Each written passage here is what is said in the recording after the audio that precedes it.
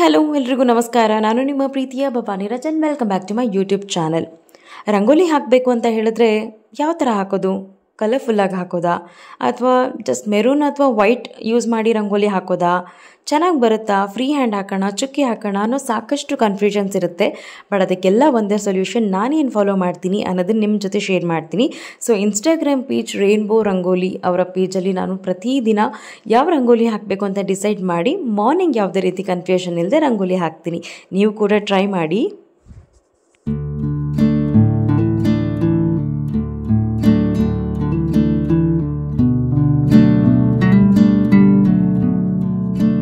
Summer holidays ಅಲ್ವಾ?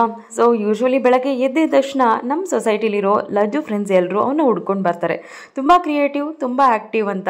So ಅವರಪ್ಪನ ಥರ ಎಲ್ಲ ಜೊತೆ ಬೇಗ ಹೊಂದ್ಕೋತಾನೆ, ಖುಷಿಯಾಗಿರ್ತಾನೆ. ಸೊ ವಿಷಯ ಏನು ಅಂತ ಶೇರ್ ಮಾಡ್ತೀನಿ. ಬಿಫೋರ್ ದಟ್ 8:30-9 ಗಂಟೆಗೆಲ್ಲ ಬ್ರೇಕ್ಫಾಸ್ಟ್ ಆಗಬೇಕು.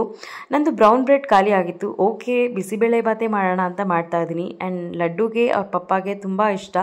ಆದರೆ ನಮ್ಮನೇಲಿ ಡಿಫ್ರೆಂಟ್, ತುಂಬ ಸಾಫ್ಟಾಗಿ ಜ್ಯೂಸಿಯಾಗಿ ಇರಬಾರ್ದು, ಗಟ್ಟಿಯಾಗಿ ಈ ರೀತಿ ಸ್ವಲ್ಪ ತಿಕ್ಕಾಗಿದ್ದರೆ ಬಿಸಿಬೇಳೆ ಬಾತ್ ತಿನ್ನೋಕ್ಕೆ ಇಷ್ಟಪಡ್ತಾರೆ.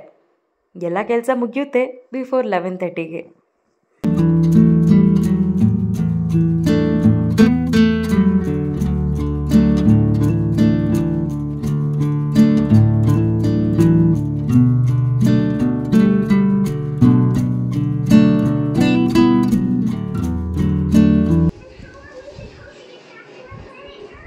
ಸೊ ಫ್ರೆಂಡ್ಸ್, ಮಾರ್ನಿಂಗ್ 11:30 ಅಷ್ಟೊತ್ತಿಗೆ ಎಲ್ಲ ಕೆಲಸನೂ ಮುಗಿಸ್ತೀನಿ.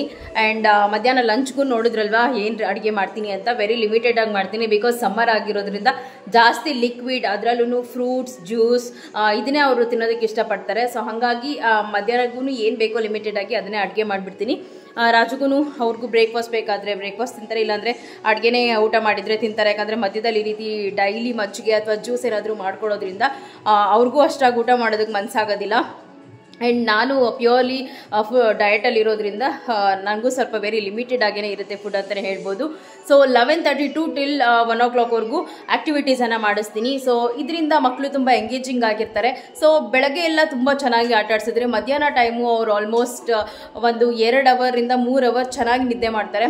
ಆಗ ನನ್ನ ಕೆಲಸ ಏನಾದರೂ ಇನ್ಸ್ಟಾಗ್ರಾಮ್ ಆಗಿರ್ಬೋದು, ಇನ್ನೂ ಎಕ್ಸ್ಟ್ರಾ ಯೂಟ್ಯೂಬ್ ಕಂಟೆಂಟ್ ಆಗಿರ್ಬೋದು, ಅಥವಾ ನನ್ನ ಅಪ್ಪ ಅಮ್ಮಗೆ ಪ್ರತಿದಿನ ಕಾಲ್ ಮಾಡಿ ಮಾತಾಡೋ ಸಮಯ ಆಗಿರ್ಬೋದು, ನನ್ನ ಅಕ್ಕಂದಿರಿಗೆ, ಈ ರೀತಿ ನಾನು ಮಧ್ಯಾಹ್ನ ಟೈಮ್ ನಾನು ಎಂಗೇಜಿಂಗ್ ಆಗಿರ್ತೀನಿ. ಬಟ್ ಮಾರ್ನಿಂಗ್ ಸಮ್ಮರ್ ಹಾಲಿಡೇಸ್ ಶುರುವಾದಾಗಿಂದನೂ ಇದೇ ರೀತಿ ನಾನು ಅವ್ರಿಗೆ ಆ್ಯಕ್ಟಿವಿಟೀಸನ್ನು ಮಾಡಿ ಎಂಗೇಜಿಂಗ್ ಆಗಿ ಇಟ್ಕೊತೀನಿ.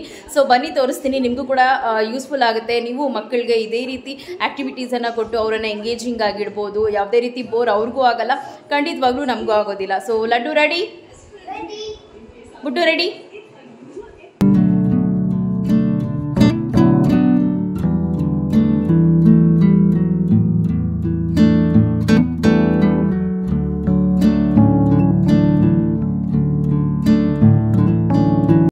ಫಸ್ಟ್ಲಿ ಈ ಒಂದು ಗೇಮ್ ಮಕ್ಕಳಿಗೆ ತುಂಬಾ ಎಂಗೇಜಿಂಗ್ ಆಗಿಡಂಗೆ ಮಾಡುತ್ತೆ. ಯಾಕಂದರೆ ಪಾಯಿಂಟ್ಸ್ ವೈಸ್ ಆಟ ಆಡೋದಕ್ಕೆ ಕೊಡ್ತೀವಿ, ಒಂದು ಆಬ್ಜೆಕ್ಟಿಗೆ ಇಷ್ಟು ಪಾಯಿಂಟ್ ಇರುತ್ತೆ ಅಂತ ಹೇಳಿ. So it's a kind of ring with object ಅಂತ. ಎಲ್ಲ ಒಂದು ಅವನ ಹತ್ರ ಇರುವಂತಹ ಟಾಯ್ಸನ್ನು ಜೋಡಿಸಿ, ಈ ಒಂದು ಟಾಯ್ಗೆ ಇಷ್ಟು ಪಾಯಿಂಟ್, ಈ ಒಂದು ಟಾಯ್ಗೆ ಇಷ್ಟು ಪಾಯಿಂಟ್. ಐದರ್ ನೀವು ಟಾಯ್ಸ್ ಅಂತಲೇ ಅಲ್ಲ, ಪೆನ್ಸಿಲ್, ಬುಕ್ಸ್ ಅಥವಾ ಸ್ಪ್ಯಾಚುಲರ್ಸ್, ಕಿಚನಲ್ಲಿರುವಂತಹ ಟೂಲ್ಸನ್ನು ಕೂಡ ಯೂಸ್ ಮಾಡಿ ಈ ಒಂದು ಗೇಮನ್ನು ಮಕ್ಕಳಿಗೆ ಆಟ ಆಡಿಸ್ಬೋದು. ಸೊ ಲಡ್ಡು ಅಂತೂ ಎಷ್ಟು ಎಂಗೇಜಿಂಗ್ ಆಗಿರ್ತಾನೆ ಅಂತ ಹೇಳಿದ್ರೆ, ನಾನು ಅವನಿಗೆ 1/2 ಅವರಲ್ಲಿ ಈ ಒಂದು ಗೇಮ್ ಆಡಿ ಮುಗಿಸ್ಬೇಕು ಅಂದರೆ 1 ಅವರ್ ತನಕ ಆಟ ಆಡ್ತಾನೆ. ಇನ್ನು ಲಡ್ಡು ಟಾಯ್ಗೆ ರಿಂಗ್ ಹಾಕೋದ್ರಿಂದ ಬುಡ್ಡು ಹೋಗಿ ಅದನ್ನು ತೊಗೊಂಡು ಬಂದು ಅವನಿಗೆ ಹೆಲ್ಪ್ ಮಾಡೋ ಥರ ಈ ರೀತಿ ಕಂಬೈಂಡ್ ಆಗಿ ಆಟ ಆಡ್ತಾರೆ. ಸೊ ಅವನೊಂದು 100, 120, 200 ಪಾಯಿಂಟ್ಸ್ ಆಗೋವರೆಗೂ ಒಂದೊಂದೇ ಟಾಯ್ಗೆ ರಿಂಗ್ ಹಾಕಿ ಎಂಗೇಜಿಂಗ್ ಆಗಿ ಈ ಒಂದು ಗೇಮ್ನ ತುಂಬಾ ಚೆನ್ನಾಗಿ ಎಂಜಾಯ್ ಮಾಡ್ತಾನೆ.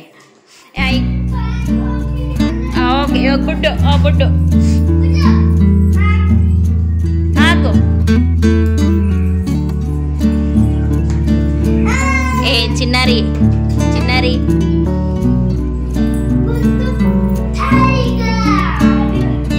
ಇವಾಗ ಅಣ್ಣ ಕೊಡು, ಅಣ್ಣ ಕೊಡು.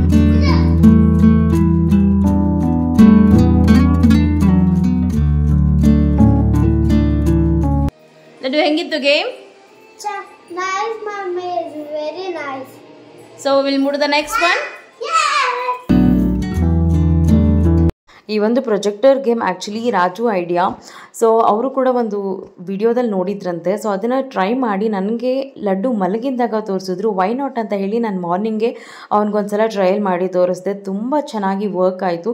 ಏನೂ ಇಲ್ಲ, ಮನೇಲೇ ಇರುವಂಥ ಥಿಂಗ್ಸನ್ನು ಯೂಸ್ ಮಾಡಿ. ಸೊ ನಾನು ಒಂದು ಲಗ್ನ ಪತ್ರಿಕೆಯನ್ನು ಫೋಲ್ಡ್ ಮಾಡಿ ಅದಕ್ಕೆ ರಬ್ಬರ್ ಬ್ಯಾಂಡ್ ಹಾಕಿ ಈ ರೀತಿ ಒಂದು ಟ್ರಾನ್ಸ್ಪರೆಂಟ್ ಶೀಟ್, ಈಗ ನಮಗೆ ಡೆಲಿವರಿ ಬರೋ ಪಾರ್ಸಲೆಲ್ಲನೂ ಇರುತ್ತೆ ಕವರು, ಅದರಲ್ಲಿ ನಮ್ಗೆ ಯಾವ ಪಿಕ್ಚರ್ ಬೇಕೋ ಅದನ್ನು ರೈಟ್ ಡೌನ್ ಮಾಡಿ ಅದಕ್ಕೂ ಕೂಡ ಒಂದು ರಬ್ಬರ್ ಬ್ಯಾಂಡ್ ಹಾಕಿ ಈ ಫ್ಲ್ಯಾಶ್ ಲೈಟನ್ನು ಆನ್ ಮಾಡಿ ಇನ್ಸೈಡ್ ಮಾಡಿ ಡಾರ್ಕ್ ರೂಮಲ್ಲಿ ಬಿಟ್ಟರೆ ಈ ರೀತಿ ಡಾರ್ಕ್ ಆಗಿ ವಿಸಿಬಲ್ ಆಗುತ್ತೆ. ಮಕ್ಕಳಿಗೂ ಕೂಡ ತುಂಬ ಕ್ರಿಯೇಟಿವ್ ಆಗಿ ಮೈಂಡ್, ಅವ್ರಿಗೂ ಕೂಡ ನೆಕ್ಸ್ಟ್ ಏನೆಲ್ಲ ಮಾಡಬೇಕು ಇನ್ನೂ ಕ್ರಿಯೇಟಿವ್ ಆಗಿ ಅನ್ನೋದು ಒಂದಷ್ಟು ಐಡಿಯಾ ಬರುತ್ತೆ.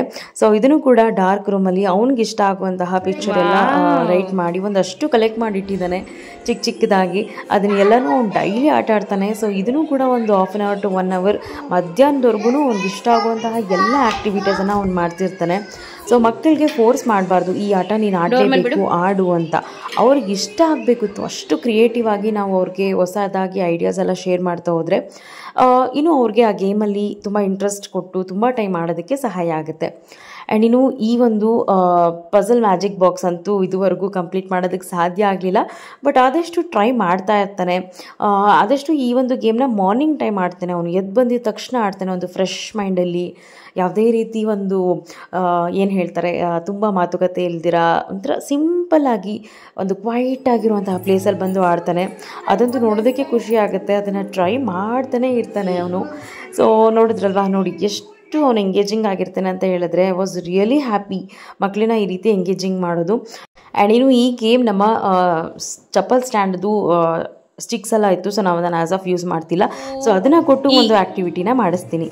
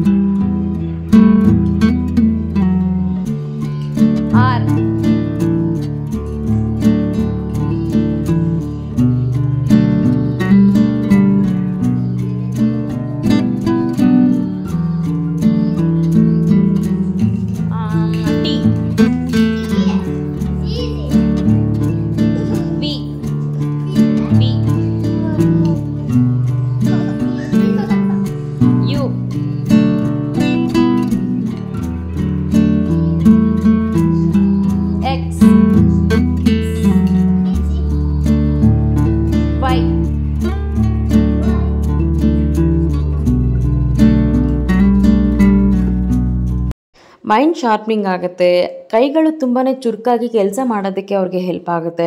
ಸೊ ಹಾಗಾಗಿ ಆ ಒಂದು ಗೇಮ್ಸನ್ನು ಆಡಿಸ್ತೀನಿ. ಸೊ ಕಂಟಿನ್ಯೂಸ್ ಆಗಿ ಆಡಿಸಲ್ಲ, ಈ ರೀತಿ ಬುಡ್ಡಿಗೂ ಕೂಡ ಒಂದು ಟೈಮ್ ಕೊಡಬೇಕಲ್ವಾ. ಆದಷ್ಟು ಹೊರಗಡೆ ಬಿಡ್ತೀರಾ ಬಿಸಿಲಿಗೆ, ಮನೇಲೇನೆ ಇಂಡೋರ್ ಆ್ಯಕ್ಟಿವಿಟೀಸಲ್ಲೇ ಎಂಗೇಜ್ ಮಾಡ್ತೀನಿ. ಹಾಗಂತ ನಮ್ಮ ಕಮ್ಯುನಿಟಿಯಲ್ಲಿ ಲಡ್ಡುಗೆ ಫ್ರೆಂಡ್ಸ್ ಇಲ್ಲ ಅಂತಲ್ಲ, ಮಾರ್ನಿಂಗ್ ಕೂಡ ಬರ್ತಾರೆ, ಮಧ್ಯಾಹ್ನ ಕೂಡ ಬರ್ತಾರೆ, ಟಿಲ್ 1 o'clockವರೆಗೂ ಚೆನ್ನಾಗಿ ಆಟ ಆಡ್ತಾರೆ. ಈವನ್ ಸಂಜೆ ಕೂಡ ಆಟ ಆಡ್ತಾರೆ. ಸೊ ಕಬಡ್ಡಿ ಆಡ್ತಾರೆ, ಕ್ರಿಕೆಟ್ ಆಡ್ತಾರೆ, ಥ್ರೋ ಬಾಲ್ ಆಡ್ತಾರೆ. ಸೊ ಈ ರೀತಿ ತುಂಬ ಥರದ ಆ್ಯಕ್ಟಿವಿಟೀಸಲ್ಲಿ ಮಕ್ಕಳು ತುಂಬ ಎಂಗೇಜಿಂಗ್ ಆಗಿರ್ತಾರೆ.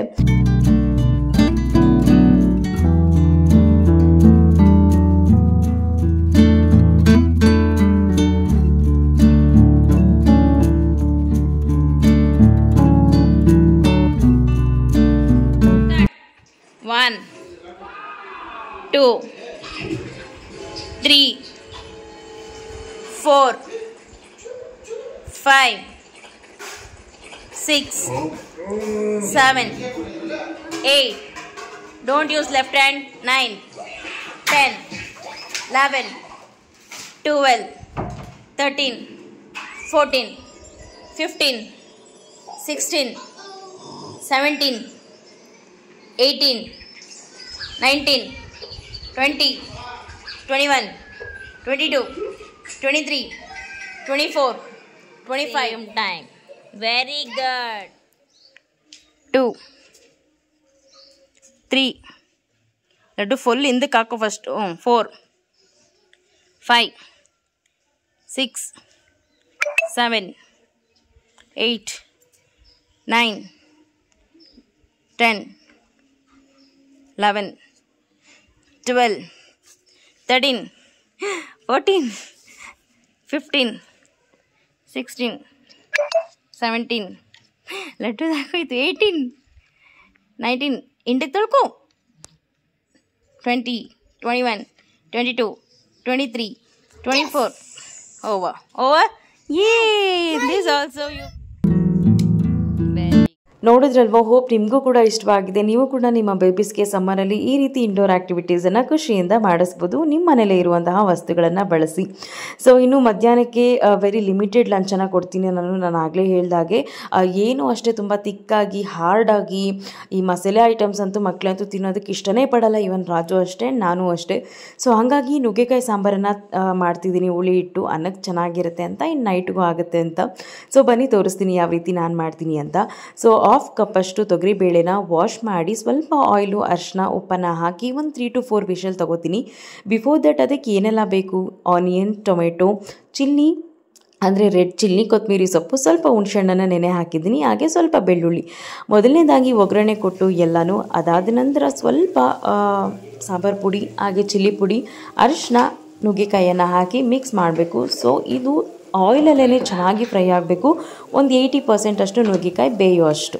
ಸೊ ಇದೆಲ್ಲ ಬೇಯ್ದಾದ ನಂತರ ಸ್ವಲ್ಪ ಹುಣಸೆಹಣ್ಣನ್ನು ಸ್ಕ್ವೀಸ್ ಮಾಡಿ ಹಾಕಿ ಬೇಯಿಸ್ಕೊಂಡಿಟ್ಟಿರುವಂತಹ ತೊಗರಿಬೇಳೆನ ಮಿಕ್ಸ್ ಮಾಡಿ ಸ್ವಲ್ಪ ನೀರು, ನಮಗೆ ಕನ್ಸಿಸ್ಟೆನ್ಸಿ ಎಷ್ಟು ಲೆವೆಲಿಗೆ ಬೇಕು. ಅನ್ನಗಾದರೆ ತುಂಬ ತಿಳಿಯಾಗಾದರೆ ತುಂಬ ಚೆನ್ನಾಗಿರುತ್ತೆ, ಮುದ್ದೆಗಾದರೆ ತಿಕ್ಕಾಗಾದರೆ ಚೆನ್ನಾಗಿರುತ್ತೆ. ಸೊ ಫೈನಲಿ ಸ್ವಲ್ಪ ಕೊತ್ತಂಬರಿ ಸೊಪ್ಪನ್ನು ಹಾಕಿ ಉಪ್ಪನ್ನು ನೋಡಿಕೊಂಡು ರುಚಿಗೆ ತಕ್ಕಷ್ಟು ಒಂದು 5 ರಿಂದ 10 ನಿಮಿಷ ಒಂದು 90% ನುಗ್ಗೆಕಾಯಿ ಬೇಯಿಸೋಷ್ಟು ಸಾಂಬಾರನ್ನು ಕಾಯಿಸ್ಕೊಂಡ್ರೆ ಸಾಕು.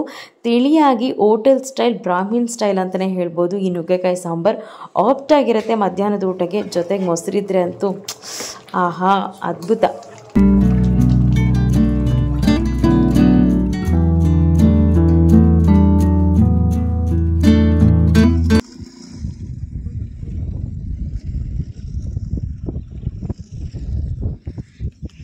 ಸೊ ಫ್ರೆಂಡ್ಸ್, ಹಾಗೆ ಸುಮ್ಮನೆ ಒಂದು ವಾಕ್ ಅಂತ ಬಂದ್ವಿ. ಬಟ್ ನೋಡೋದಕ್ಕೆ ಒಂದು ಒಳ್ಳೆ ವ್ಯೂ ಸಿಕ್ಕಿದೆ. ಏನಂತ ಹೇಳಿದ್ರೆ ಇದು ರಾಜು ಅವರ ಫ್ರೆಂಡ್ ತೋಟ. ಸೊ ಇದೆಲ್ಲ ಬಂದ್ಬಿಟ್ಟು ಟೊಮೆಟೊ ಚಿಕ್ಕ ಚಿಕ್ಕ ಗಿಡಗಳು ಇನ್ನೂ ಬೆಳೀತಾ ಇದೆ. ಬಟ್ ತುಂಬ ಚೆನ್ನಾಗಿದೆ. ಮತ್ತು ಅಲ್ಲೊಂದು ರಾಶಿ ಆಲೂಗಡ್ಡೆ ಇದಿದೆ ಅಂತ ಹೇಳ್ತಾ ಇದ್ದಾರೆ. ಹೋಗೋಣ, ಆದರೆ ಪಾಸಿಬಲ್ ಒಂದು ಸ್ವಲ್ಪ ತೊಗೊಂಡು ಹೋಗೋದಕ್ಕೆ. ತುಂಬ ಖುಷಿ ಅನಿಸುತ್ತೆ. ಸೊ ನಮ್ಮ ಹಳ್ಳಿ ಕಡೆ ಏನಿದೆ ಅಂತ ನಾವು ಅನ್ಕೊಬೋದು. ಈ ರೀತಿ ಪ್ರಕೃತಿ ಮಧ್ಯೆ ಇರೋದು ಒಂದು ಏನು ಹೇಳ್ತಾರೆ ಸಂತೋಷ ಬೇರೆ ಎಲ್ಲೂ ಸಿಗಲ್ಲ ಅಂತ ಹೇಳ್ತೀನಿ. ತುಂಬ ಚೆನ್ನಾಗಿದೆ ವ್ಯೂ ಪಾಯಿಂಟ್ ಅಂತೂ. ಆ್ಯಂಡ್ ಸಾಕಷ್ಟು ನವಿಲುಗಳೆಲ್ಲ ನೋಡೋದಕ್ಕೆ ಸಿಕ್ತು. Wow, what a weather.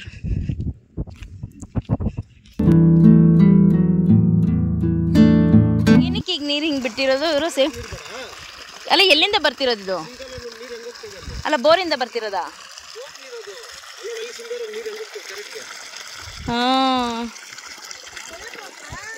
Wow.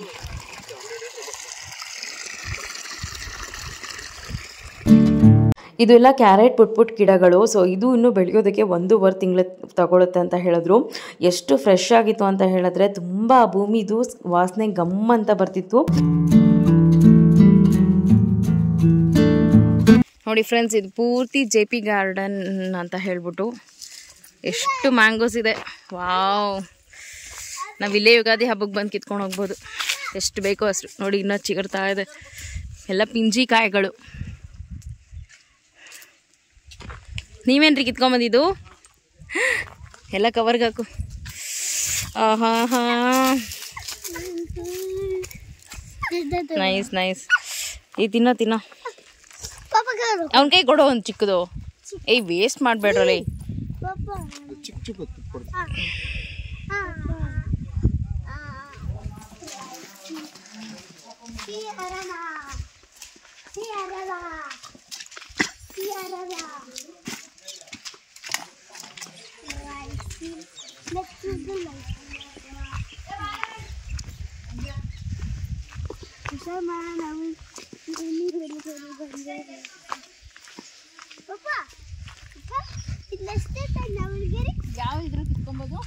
ನೋಡಿ ಚೇಪಾಗಿ ಕಾಣಿಸ್ತಲ್ಲ. ನೋಡಿ ಇಲ್ಲಿ ಕಾಣಿಸ್ತಲ್ಲ ಕಣ್ಣಿಗೆ.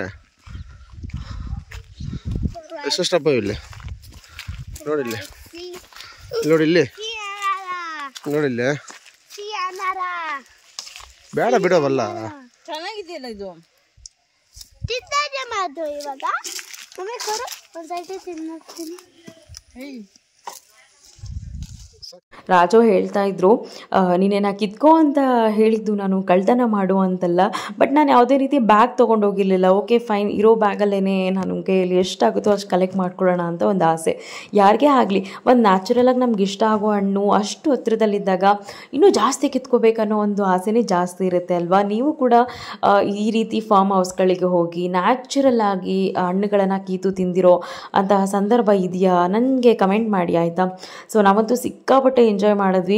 ಹೇಗೆ ಸಮಯ ಹೋಯಿತು ಅಂತಲೇ ಗೊತ್ತಿಲ್ಲ. ಸಂಜೆ ಮಕ್ಳಿಗೂ ಅಷ್ಟೇ ಒಂದು ನ್ಯಾಚುರಲ್ ಆಗಿ ಹಣ್ಣನ್ನು ಕಿತ್ತು ತಿಂತಾ ಇದ್ದಿದ್ದು ಎಲ್ಲನೂ ಅವ್ರಿಗೂ ಹೊಸದಾಗಿತ್ತು, ಬಟ್ ತುಂಬ ಚೆನ್ನಾಗಿತ್ತು. ಫ್ರೆಂಡ್ಸ್ ಚೆನ್ನಾಗಿ ಎಂಜಾಯ್ ಮಾಡ್ತಾ ಇದ್ವಿ. ಚೇಪಿಕಾಯಿ ಹಾಗೆ ಏನದು ಮಾವಿನಕಾಯಿ, ಆಮೇಲೆ ಅದೇನದು ಸಪೋಟ ಎಲ್ಲ ನ್ಯಾಚುರಲ್ ಆಗಿ ಬಿಟ್ಟಿರೋದನ್ನ ಹಾಗೆ ಆರ್ಗ್ಯಾನಿಕ್ ಆಗಿ ಕಿತ್ಕೊಂಡು ತಿಂತಾ ಇರೋದು ಸಿಕ್ಕಾಪಟ್ಟೆ ಟೇಸ್ಟ್ ಇದೆ. ತುಂಬ ಚೆನ್ನಾಗಿ ಅನಿಸ್ತದೆ. ಸೊ ಫಸ್ಟ್ ಟೈಮ್ ಬಂದಿರೋದಲ್ವಾ, ಎಲ್ಲನೂ ಚೆನ್ನಾಗಿ ಅನಿಸ್ತದೆ. ನಿಮಗೂ ಎಲ್ಲ ನೋಡಿ ಏನು ಅನಿಸ್ತಾ ಇದೆ? ಖುಷಿ ಆಗ್ತಿದೆಯಾ? ತಿನ್ನು ಕಚ್ಚು ಇನ್ನು ನೋಡಿ.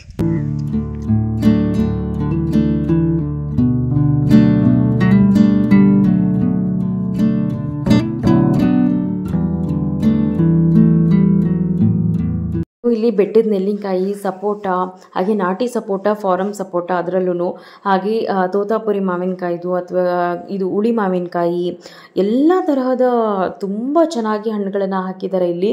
ಆಲ್ಮೋಸ್ಟ್ ಒಂದು 3 ಎಕರೆ 4 ಎಕರೆಗೆ ಈ ಒಂದು ಫಾರ್ಮ್ ಹೌಸ್ ಇರುವಂಥದ್ದು.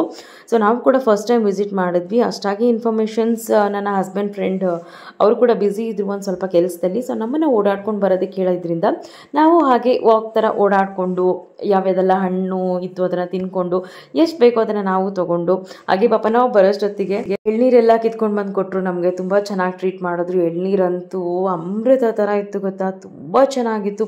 ಪುಟ್ಟ ಹಣಿ ಕೊಕೊನೆಟ್ ಆದ್ರೂ ಅದರಲ್ಲಿ ಆ ಸ್ವೀಟ್ನೆಸ್, ಆ ಒಂದು ಎಳ್ನೀರು ಇದೆಯಲ್ವಾ, ಅದಂತೂ ನನಗಂತೂ ಎಷ್ಟು ಇಷ್ಟ ಆಯಿತು ಅಂತ ಹೇಳಿದ್ರೆ ತುಂಬ ಚೆನ್ನಾಗಿತ್ತು.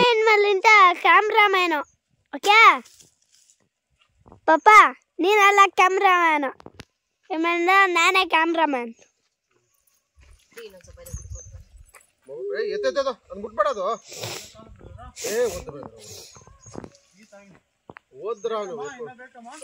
ಸಾಕು ಅಲ್ಲಿ ನೋಡು ಮಮ್ಮಿ ಕೊಡ್ತಾರೆ ನೋಡು. ಅದು ಬೇಡ, ಅದು ಅಂಕಲ್ ಕೊಡ್ತೀನಿ. ಅದು ದರ ಕೊಟ್ಟಿಸ್ತಾನೆ.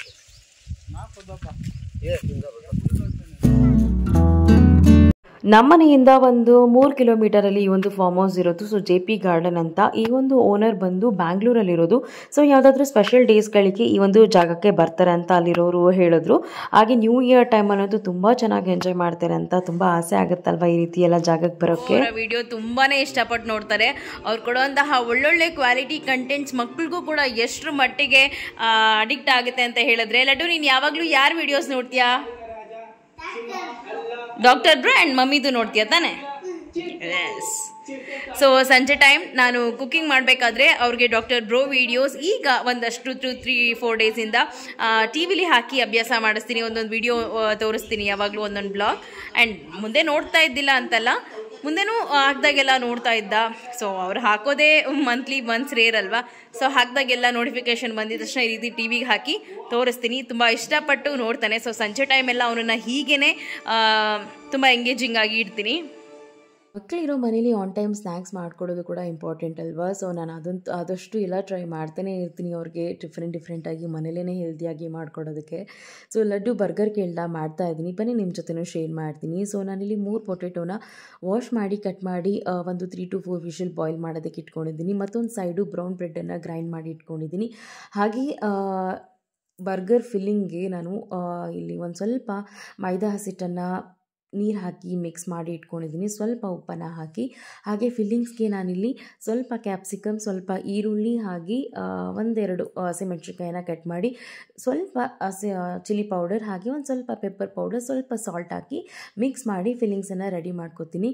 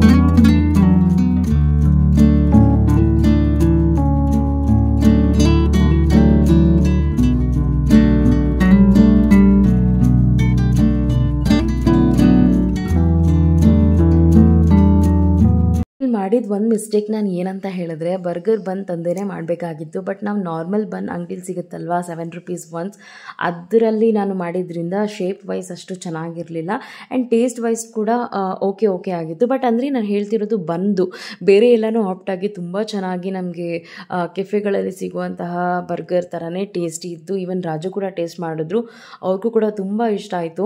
ಸೊ ಈ ರೀತಿ ಇತ್ತು, ನೀವು ಕೂಡ ಟ್ರೈ ಮಾಡಿ ಒನ್ಸ್, ಡೆಫಿನೆಟ್ಲಿ ನಿಮ್ಗೆ ಇಷ್ಟ ಆಗುತ್ತೆ. ಸೊ ಒಂದು ತಿನ್ನೋ ಜಾಗದಲ್ಲಿ 2 ತಿನ್ಬೋದು ಮನೇಲೇ ಮಾಡಿಕೊಂಡ್ರೆ, ಏನಂತೀರ? ಸೊ ಹೀಗಿತ್ತು ನಮ್ಮ ಒಂದು 2 ಡೇ ಬ್ಲಾಗ್ ಅಂತಲೇ ಹೇಳ್ಬೋದು. ಹೋಪ್ ನಿಮ್ಗೆ ಎಲ್ರಿಗೂ ಇಷ್ಟವಾಗಿದೆ ಅಂತ. ಸೊ ನಿಮ್ಮ ಮಕ್ಕಳನ್ನು ಕೂಡ ಒಂದು ಸಮ್ಮರಲ್ಲಿ ಯಾವ ರೀತಿ ಎಂಗೇಜಿಂಗ್ ಆಗಿಡಬೇಕು, ಮನೇಲಿ ಒಳ್ಳೊಳ್ಳೆ ಆ್ಯಕ್ಟಿವಿಟೀಸನ್ನು ಕೊಟ್ಟು ಅಂತ ತಿಳ್ಕೊಂಡಿದ್ದೀರಾ ಅಂತ ಭಾವಿಸ್ತಾ